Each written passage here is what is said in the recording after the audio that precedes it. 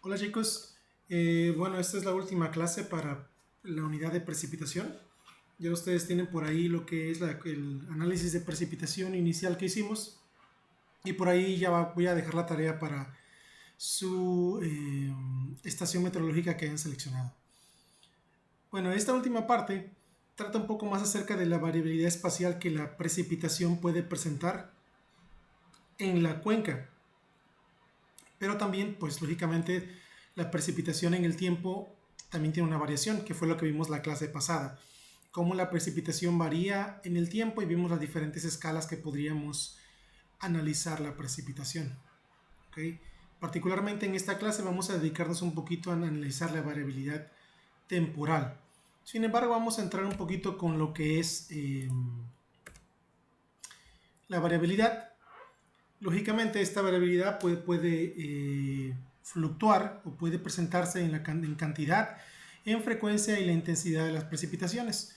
Una de las cosas que hemos visto últimamente en el cambio climático, inclusive lo vimos un poco en el análisis que hicimos en la clase pasada, es que efectivamente en las últimas 2 décadas estamos presentando cambios en precipitación, mientras que por ahora tenemos precipitaciones, menos precipitación en volumen total. Las precipitaciones son más intensas cuando ellas ocurren. ¿Okay?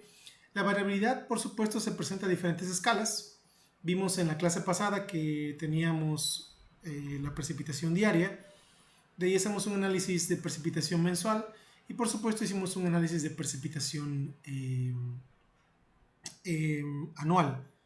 Y lo único que nos falta un poco es hablar de lo que son variaciones estacionales y en escala de tiempo mucho más largas como décadas, aunque esto es un poquito limitante dada la información que tenemos nosotros. ¿Okay? Hay factores que tienen cierta influencia sobre la precipitación. Esto incluye, por supuesto, los sistemas climáticos, los patrones de circulación atmosférica, la geografía y, por supuesto, algunas cosas que nosotros hacemos, como por supuesto lo que es la urbanización a gran escala, ¿no? La parte de lo que es la variabilidad temporal incluye lo que es variaciones desde escala de diaria a escala estacional. Esta fluctúa a través de patrones estacionales y por supuesto nosotros vemos que tenemos temporada de huracanes, temporada de lluvias y estas por supuesto se deben a cambios en la presión atmosférica. ¿Okay? La parte de cambios interanuales, estos tienen que ver mucho con la parte de lo que es el niño y la niña. Por ahí ustedes han conocido esta parte, cuando un clima es por supuesto bastante húmedo, bastante seco o bastante oscilante, ¿no? Como hemos visto en últimos años. La variación que representa al niño se titula ENSO, o lo que es el Niño Southern Oscillation, y lo que es el NOW es el North Atlantic Oscillation. ¿Okay? Entonces, esto es, como les dije, que es la causa en la cual nosotros, o la parte de lo que es cómo nosotros damos cuenta que está ocurriendo las oscilaciones a nivel anual o interanual. Por supuesto, las tendencias a largo plazo, que tienen que ver mucho con el cambio climático, están asociadas a análisis de décadas o siglos, y esto por supuesto se puede analizar los cambios en las precipitaciones debido a lo que son alteraciones en el clima. Estas pueden causar desde secas, que podemos ir monitoreando las sequías, hasta por supuesto climas extremos como los que hemos vivido en estos últimos días. La parte de la variación espacial, por supuesto aquí tenemos dos principales características. La parte geográfica, que en este caso se debe, por supuesto, la variación se debe a la proximidad que tienen pues las áreas a la costa, a su altitud y a su latitud. Por ejemplo, sabemos que hemos visto que cercanos al Ecuador, por supuesto, teníamos lo que eran las precipitaciones más altas, le llamamos rainforest, y ahí también pues toda la parte de Colombia, cercano al Caribe, pues lógicamente es donde tenemos una precipitación considerable. Conforme subimos a los trópicos dijimos que era un clima más seco. Y pues sabemos también que en las zonas cercanas a la costa tiende a tener precipitaciones mucho más altas. ¿Ok? En comparación con lo que son las zonas más adentro de lo que es la parte terrestre del planeta. También tenemos, por supuesto, influencia topográfica. En la clase pasada por ahí vimos lo que es lluvia orográfica, que en parte tiene que ver con esto. Y las montañas y los valles nos pueden llevar a lo que son variaciones considerables de precipitación. Y las precipitaciones más altas, por supuesto, se tienen en la parte en la parte donde el aire estaba completamente húmedo, que le llamamos windward slopes, si recuerdan, era donde teníamos la precipitación más alta, comenzaba la descarga de precipitación sobre esa zona, y especialmente esa vegetación, esa área tenía mucha vegetación porque contaba con alta humedad y con alta precipitación, mientras que en el leeward side, que era donde se presentaba el rain shadow effect, si recuerdan, pues ahí veíamos que las condiciones eran mucho más secas y la precipitación era casi nula, ¿no? En comparación con el windward side. Bueno, si analizamos estas precipitaciones comúnmente están asociadas a lo que llamamos isoyetas. Vamos a entrar un poquito más adelante con esta parte, pero las isoyetas, por supuesto, son líneas como las que ustedes observan aquí, en las cuales se asocia una misma precipitación. ¿Ok? Entonces, para estas isoyetas tenemos también que se basan en estaciones meteorológicas como los puntos negros que pueden ver aquí. Se hace una tipo de interpolación y se logra sacar las isoyetas, o en topografía le llaman contornos, si recuerdan, que son prácticamente las zonas que comparten una misma precipitación o en topografía una misma elevación. Más o menos sería como las curvas de nivel, pero en este caso no son las curvas de nivel, serían las curvas de precipitación. Y a ellas se les llama isoyetas. ¿Sale? A ver. Es lo que les decía, miren, aquí está. El contraste, mientras que una parte es una precipitación que varía temporalmente, vean cómo tenemos para diferentes escalas de tiempo, para diferentes intervalos de tiempo, tenemos la variabilidad representada por un hietograma. ¿Se recuerdan? Esto era un hietograma. Mientras que la variación en este caso espacial se representa por medio de las isoyetas. Como les dije, estas son basadas en interpolación y están basadas en lo que es también una medición en un punto como este punto negro que registra precipitaciones como la que tenemos en nuestro lado derecho. ¿Ok? Y les decía que la representación gráfica de la precipitación o de la intensidad se asocia a un hietograma. Este hietograma, como el que tenemos en la parte izquierda, está en diferentes escalas de tiempo. Por ejemplo, este viene en minutos. Y esta precipitación puede ser ya sea lluvia incremental en pulgadas o en milímetros, o puede también ser representada en milímetros por hora. ¿Ok? Y una representación acumulada de estos incrementos, de estos pulsos de tormenta o incrementos en el tiempo, representa lo que llamamos un Cumulative Rainfall Hyetograph o hietograma de lluvia acumulada, o la curva masa. ¿Okay? Entonces también podemos asociar, vean que la escala de tiempo es la misma, pero aquí van haciendo la lluvia acumulada. ¿Okay? Entonces, si recuerdan, aquí teníamos nosotros la misma precipitación, pero pues aquí vamos teniendo a una hora, tenemos 5.56, que sería todo lo acumulado en una hora, mientras que a más de como unos 130 minutos, 125 minutos, pues ahí tendríamos nosotros una precipitación acumulada de 8.20 pulgadas. ¿Okay? Entonces es exactamente los mismos datos, solamente que una viene en incrementos, y una vez que sumo esta en el tiempo me genera una curva masa. Esta curva masa se da por cada estación meteorológica. ¿Okay? Por lo tanto, si en una estación tenemos diferentes estaciones meteorológicas, tendríamos nosotros que construir la curva masa media también para cada una de ellas. ¿Sale? Bueno, seguimos. Ahora, ya que hablamos de lo que es la variación temporal en la clase pasada, el día de hoy nos vamos a dedicar a estudiar la variación, pero la variación superficial, en la superficie de la tormenta. ¿Ok? Ahora, para analizar esto, para analizar la variación superficial, lógicamente tenemos nosotros pues diferentes estaciones meteorológicas.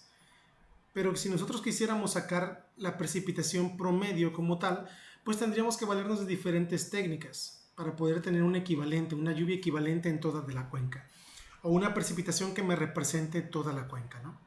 ¿Okay? Esto comúnmente es muy importante cuando tenemos modelos que son modelos, le llaman lumped models, que solamente podemos nosotros ingresar una precipitación media sobre la cuenca. ¿Okay? Mientras que hay otros modelos que son los modelos distribuidos, que podríamos nosotros representarlos a través de campos de lluvia, o podríamos también representarlos a través de estaciones meteorológicas, y dentro del modelo lo que hace es que por medio de interpolación, pues lógicamente asocia precipitación a diferentes escalas de espacio, ¿no? ¿Ok? Sin embargo, en esta clase vamos a empezar a ver ya lo que son los modelos hidrológicos más complejos, no son parte del scope de esta clase, pero sí podemos hablar de los métodos para obtener una lluvia equivalente, una lluvia representativa en toda la cuenca. Para ello tenemos diferentes métodos. El primero es un método de una media aritmética. Literalmente es una media aritmética, lo van a ver. Tenemos también el método de polígonos de Thiessen. Tenemos el método de isoyetas, y también tenemos un método en este caso de la distancia al cuadrado, ¿no? Entonces tenemos por ahí diferentes métodos en los cuales cada uno tiene sus limitaciones y cada uno tiene sus pros, ¿no? Por supuesto, la parte del método aritmético es la simplicidad, sería su principal atribución. Es muy simple porque es una media aritmética de la precipitación por estaciones. ¿Ok? Aquí en este caso es muy bien recomendada cuando tenemos cuando decimos que las estaciones meteorológicas pues están distribuidas como tal uniformemente sobre la cuenca, y que estas variaciones por supuesto no tengan muchísimas diferencias. Esto es muy comúnmente observado en zonas muy planas, en donde la parte orográfica no tiene un rol muy importante. ¿Okay? Entonces ahí podríamos aplicar el método aritmético. Es un método muy simple, sin embargo muy limitado, porque pues tenemos que es una lluvia muy ideal, ¿no? Uniforme, y aparte no puede variar considerablemente en cada una de las estaciones. ¿Okay? Por ejemplo, imaginemos que tenemos una cuenca.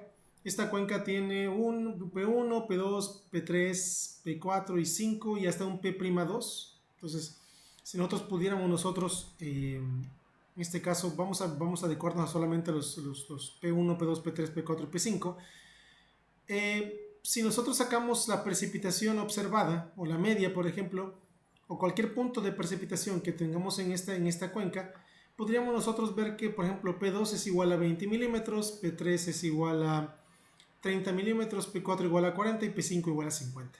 Entonces, como vemos, pues tampoco es que sí difieren algo, por supuesto, pero para observar el método, lo único que tenemos que hacer es que sumamos todas las precipitaciones de las 4 estaciones. ¿Ok? Vemos que son 50, son 140 en total. 50 más 50 son 100, y 40 son 140. ¿Ok? Entonces sería 140 entre el número de estaciones es 4, y queda 35 milímetros. ¿Ok? Así de fácil, chicos, así de fácil es este método. Solamente tenemos 35 milímetros. ¿Ok? De la parte de lo que es el primer método. Sin embargo, pues no, esto es un método muy sencillo, lo cual nos llega a pensar que pues qué pasa si la precipitación varía bastante, y por supuesto pues tenemos que utilizar un método más avanzado, ¿no? Para esto es la primera parte del polígono de Thiessen. ¿Ok? Entonces el polígono de Thiessen asume que cada punto dentro de la cuenca, la precipitación literalmente va a ser la misma a la que se tiene registrada en el sensor. Sin embargo, esto solamente va a aplicarse hasta la mitad de lo que es la distancia hasta el otro sensor. ¿Ok? Imaginemos que mi sensor tiene 20 milímetros de precipitación media. Esta zona o esta precipitación se va a asumir que tiene la misma precipitación de 20 hasta la mitad de la distancia entre cada uno de los sensores que tiene la red de monitoreo. ¿Ok? ¿Sale? Entonces esa es la parte que se tiene. Ahora, una vez que podemos nosotros aplicar el polígono de Thyssen, tenemos nosotros que vamos a tener diferentes puntos. O sea, el primero sería el área equivalente a cada uno de los polígonos delineados para cada uno de los sensores, y la precipitación, por supuesto, que es la precipitación que voy a tener en cada uno de los sensores. ¿Ok? Y así la precipitación media de la cuenca sería en este caso la sumatoria de cada área delineada por el polígono de Thyssen multiplicada por la precipitación del sensor dividido entre el área total de la cuenca. ¿Ok? Entonces la única variación aquí es que tenemos que ponderar, por supuesto, lo que es la precipitación en función del polígono de Thyssen asignado. ¿Ok? Este polígono de Thyssen es muy similar a una parte que es en geométrica que se llama polígonos de Voronoi. Entonces ahí se puede también aplicar. Es una herramienta un poquito más matemáticas que propiamente hidrología, ¿no? Solamente sacamos ventaja de esa parte. ¿Ok?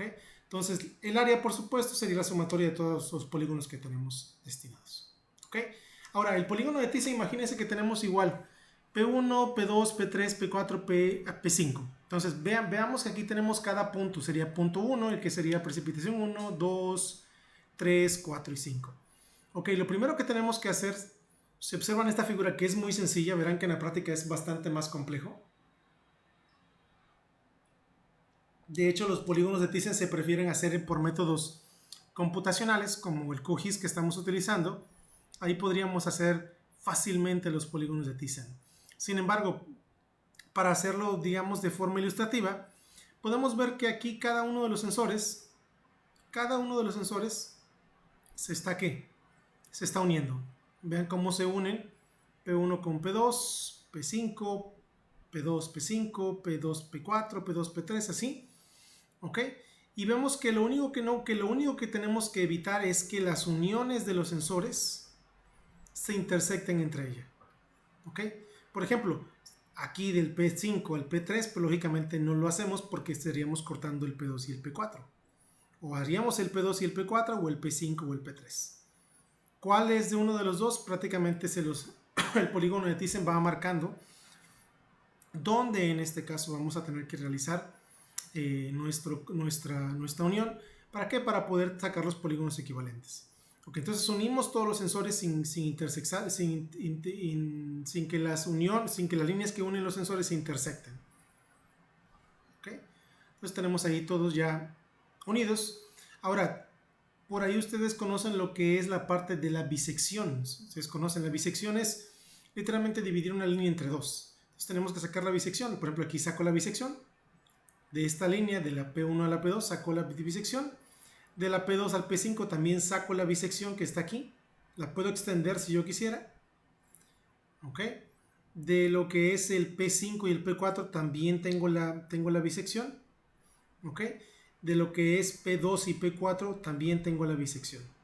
Y así sucesivamente, por supuesto, de lo que es la P4 a la P3 saco la bisección, de la P2 a la P3 saco la bisección, etc. Entonces, verán que si nosotros extendemos las líneas, se irán cruzando unas con la otra. De hecho, es que si yo saco la bisección de un triángulo, esto es una parte geométrica, ¿no? La bisección de cada uno de los elementos de un triángulo, los lados de un triángulo, va a haber una intersección perfecta. Entonces, vea que aquí tengo un triángulo, yo lo que hago es que la intersecto. Aquí tengo otro triángulo, las bisecciones se intersectan. Aquí tengo otro triángulo, a pesar de que ustedes no lo logran ver, pero también se intersectaría aquí. ¿Ok? Los tres. ¿Vale? Entonces podríamos nosotros, a partir de eso, ya que tenemos las intersecciones, podríamos borrar, si quisiéramos, la línea que extendemos, y veríamos que para el sensor 1, en este caso me queda que es el área 1, que es esta pequeñita. Para el sensor 2 me queda que es esta área pequeñita. Bueno, de hecho la más grande, ni tan pequeña.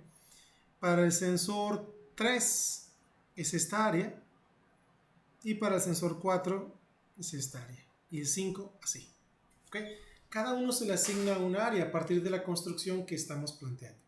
Vuelvo a decirles, esta construcción de esta es muy sencilla. Aquí es muy práctica porque pues buscamos que se entienda el método. Sin embargo, vamos a ver en un ejercicio más adelante que es un poco más compleja que eso. ¿Ok?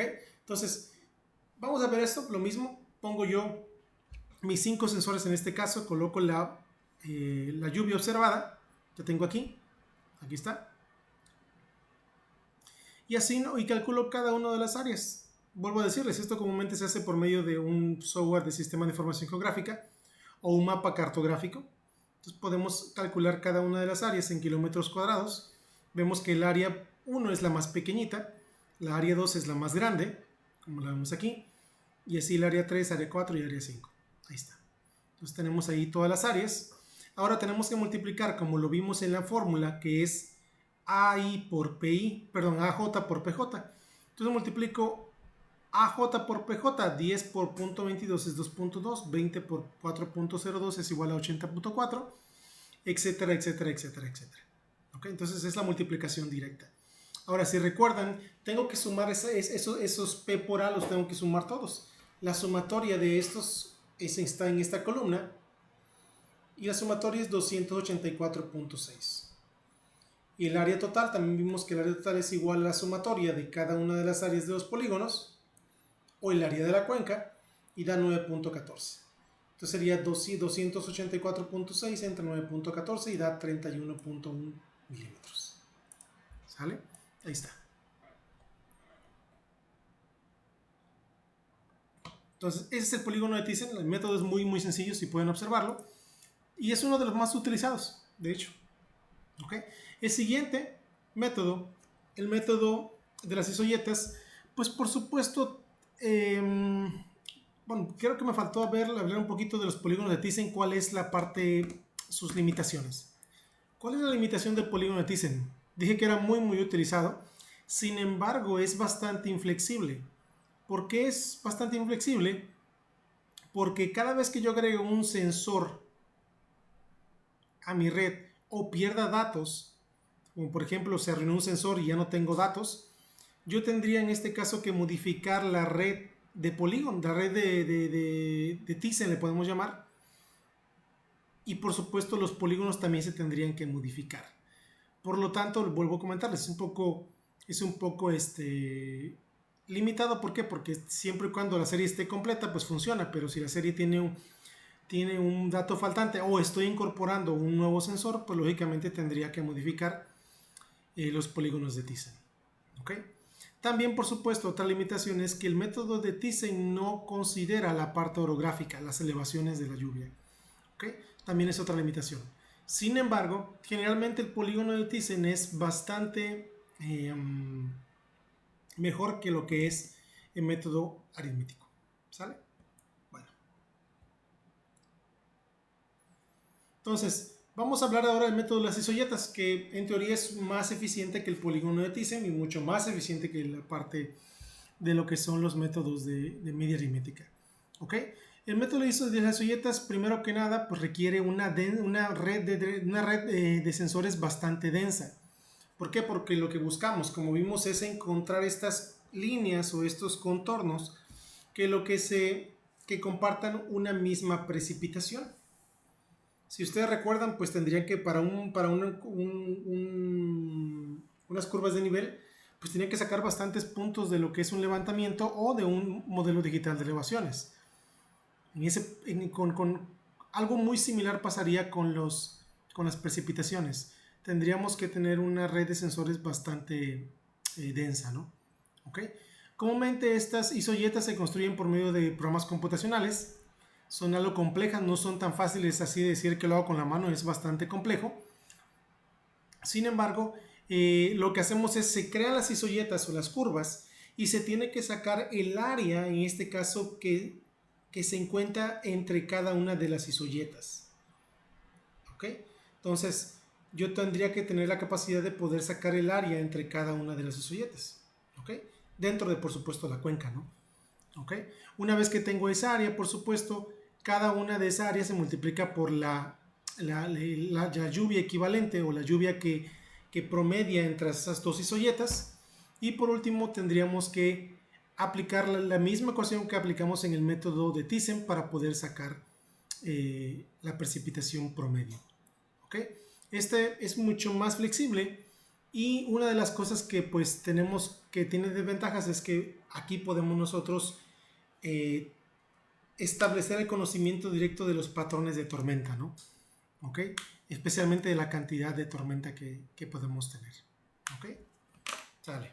Entonces, viéndolo así, vean cómo tenemos la misma cuenca. Sin embargo, aquí incorporamos un punto más porque pues tenemos que sacar estas isoyetas. Entonces vemos que aquí es la isoyeta que tiene, por ejemplo, 10 milímetros, 20 milímetros, 30 milímetros, 40 milímetros, 50 milímetros. ¿Ok? Entonces, entre cada una de isoyeta, por ejemplo, para entre este punto y este punto P1 tendríamos que sacar esta área. Entre esta isoyeta de la 10 y la 20 tendríamos que sacar esta área. Entre la 20 y la 30 tendríamos que sacar esta área. Entre la 30 y 40 esta, etcétera, etcétera, etcétera. ¿Ok? Entonces, es lo que tenemos que sacar. Y el promedio que va a haber entre las dos, por ejemplo, de aquí en la primera parte que es la isoyeta número 10, pues la precipitación promedio decimos que es 5, ¿no? Entonces se tiene que la isoyeta en un 10, se tiene que 5, se tiene un área de 0.88, que es este pedacito que tenemos aquí. Entonces si ustedes observan 5 por 0.88, les da 4.4 milímetros. Ahora entre el 20, entre el 10 y el 20, que es lo que tenemos acá, pues ponen 15, que es en esta parte, y ahora un área de 1.59, multiplican 15 por 1.59, da 23.9. Y así para cada una de ellas. Por ejemplo, en esta parte que tendríamos nosotros entre lo que es 50, la isoyeta 50, nos tendríamos que es 40 y entre 40 y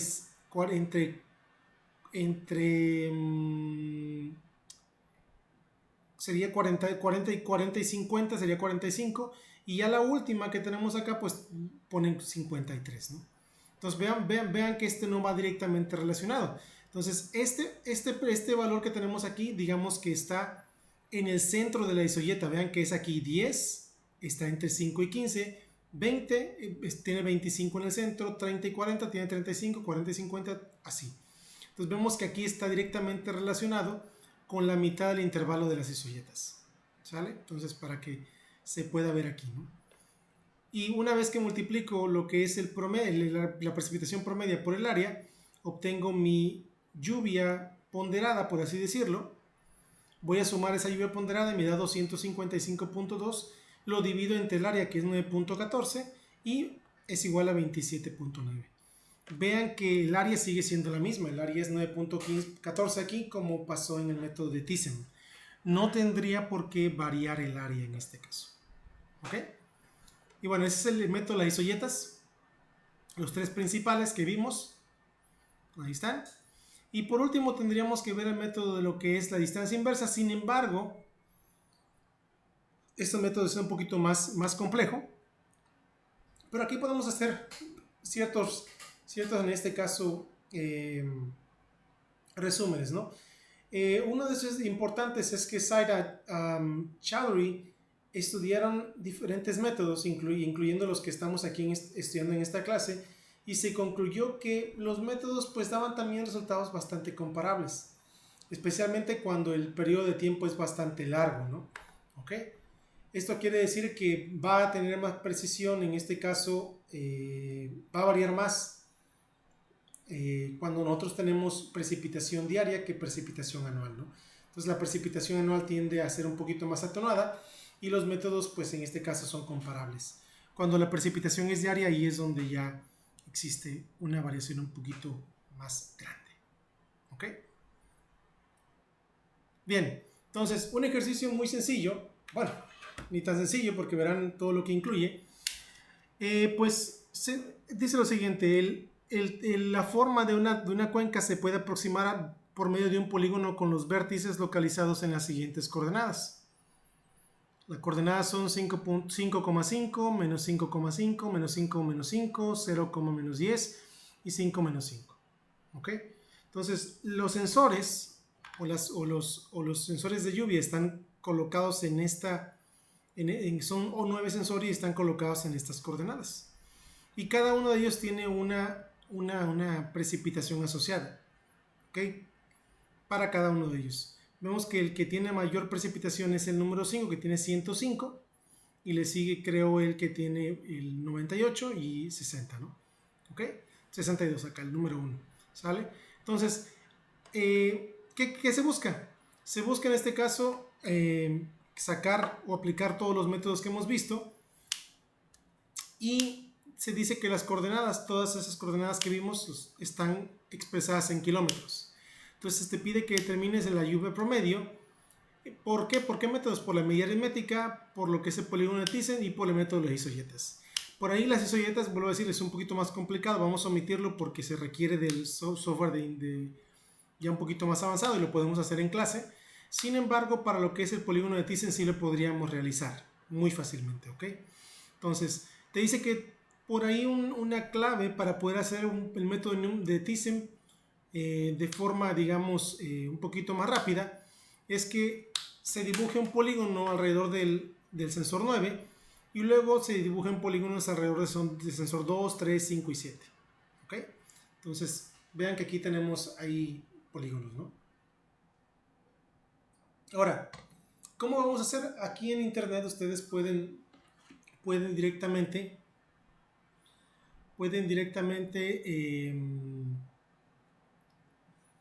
utilizar en internet. Hay una página que se llama GeoGebra.org.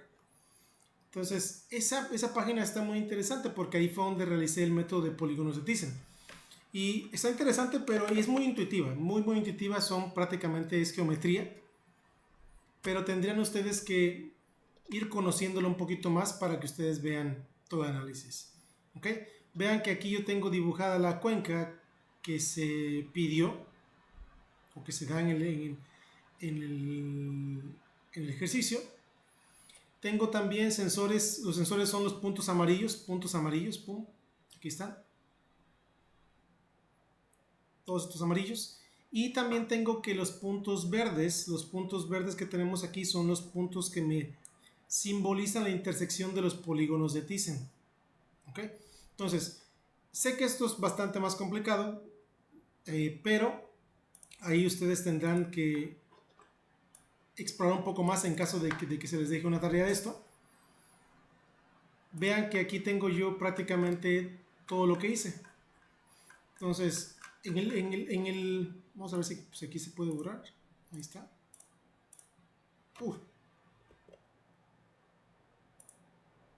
Vamos a ver.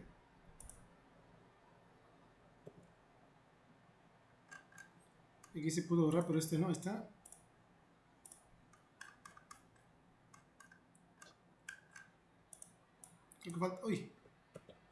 Creo que falta uno. Aquí está.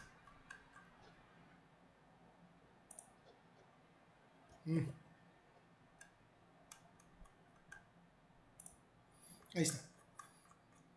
Entonces vean que aquí cada uno de los puntos amarillos son sensores. Aquí están. Y los puntos rojos corresponden a estos puntos que tenía la cuenca. Si nos damos cuenta, el primer punto es, nos regresamos a la parte del ejercicio, dice que es 5,5 menos 5,5, 5,5, 0,10. Vamos a ver. Vean que aquí está 5,5 menos 5,5. Creo que de ahí era menos 5, menos 5. De ahí era un menos 10, no, menos 0, menos 10. Aquí está. 0, menos 10. Y por último, los otros dos estaban aquí en 5, menos 5 y en... Bueno, ya repetimos, ¿no? Ahí está. Este es el polígono que corresponde a mi cuenca. Ok, completo. Abajo está en amarillo, pero yo tengo uno aquí en verde, en rojo, ¿no? Entonces, Lo que hacemos, como les dije, es unir todos los sensores. Vean cómo yo uno los sensores con esta línea discontinua. Uno cada uno de los sensores sin tener ningún cruce. Ahí está. Y comienzo a sacar las bisecciones. Vean que las bisecciones, de hecho aquí está la herramienta, miren, aquí dice Perpendicular Bisector. Ahí está. Aquí está, miren, fíjense, por ejemplo, de esta línea que tengo acá, yo saco mi bisección y aquí está.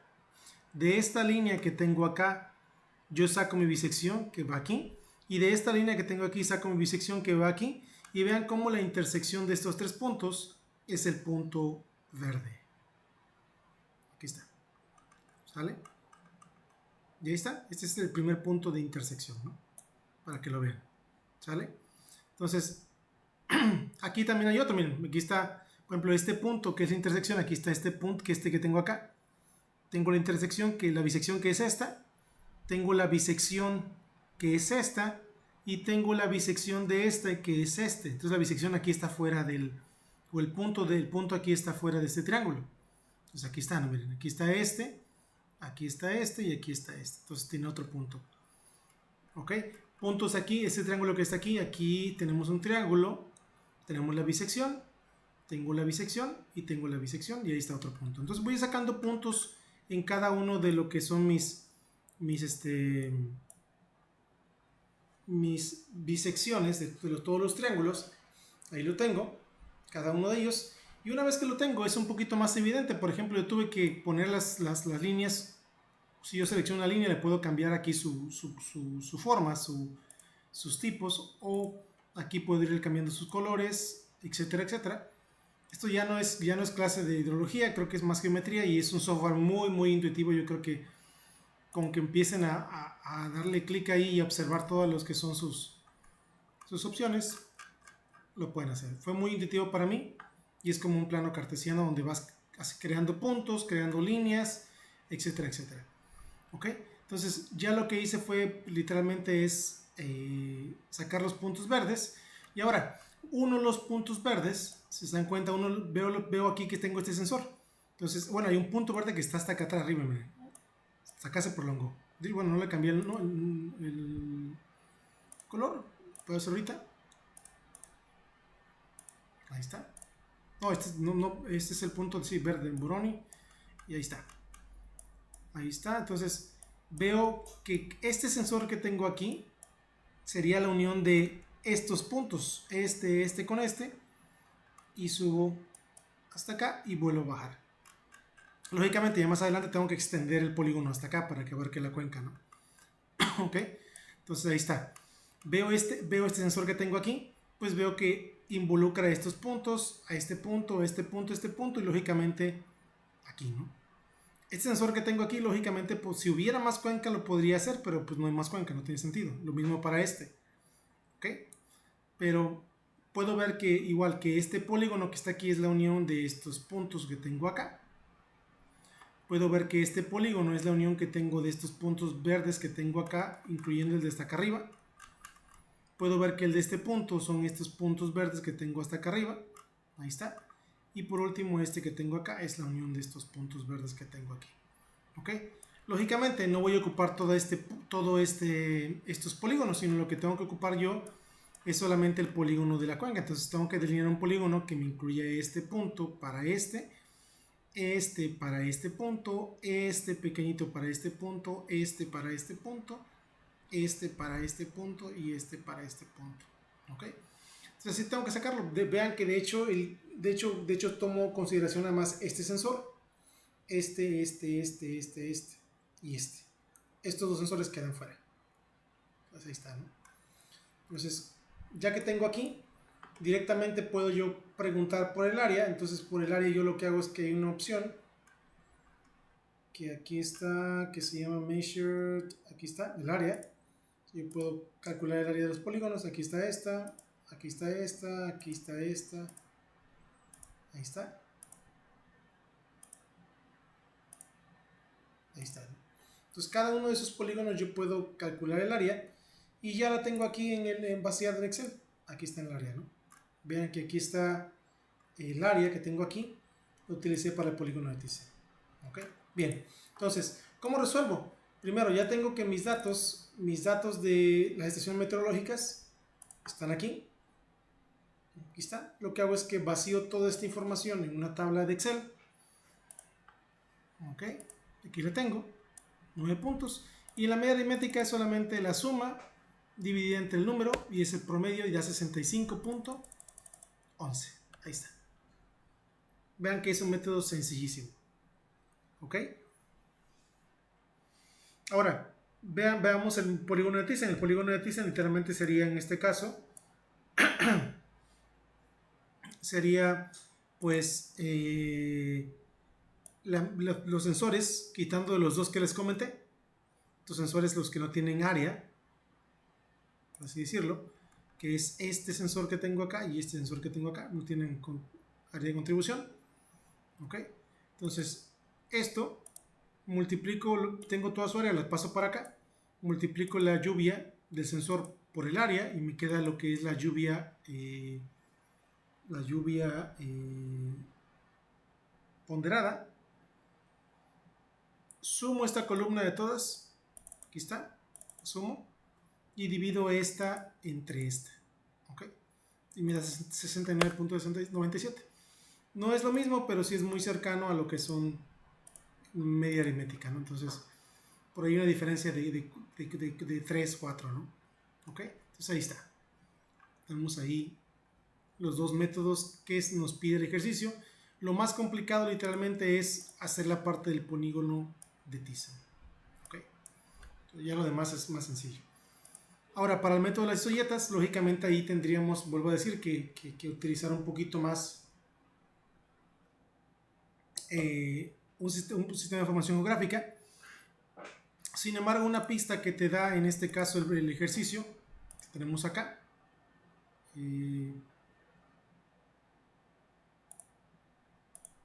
¿Dónde está?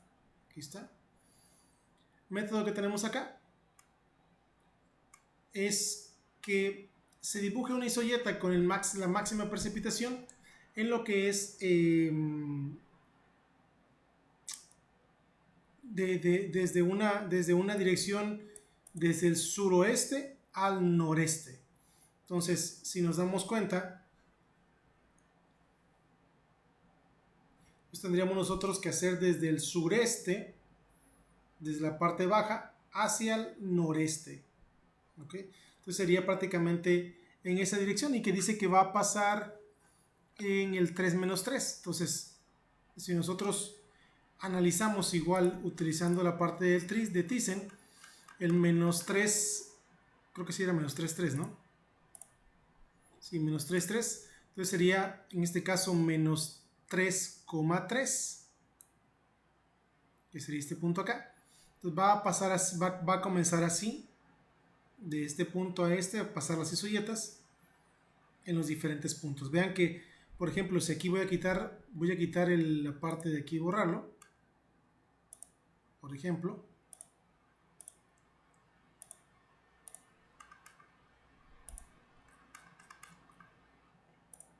ahí está, ¿no? Entonces, la isoyeta, por ejemplo, dice que pasaría por aquí, entonces a lo mejor pasaría por aquí, la otra pasaría por acá, la otra por acá y la otra por acá. Entonces, si yo saco, vamos a ver, puedo tener una línea curva. Por aquí debe haber líneas, dame un segundo. Bueno, no hay líneas curvas, ¿no? Pero voy a dibujar un segmento nada más. Entonces sería prácticamente la isoyeta como de aquí acá. La otra isoyeta sería como de aquí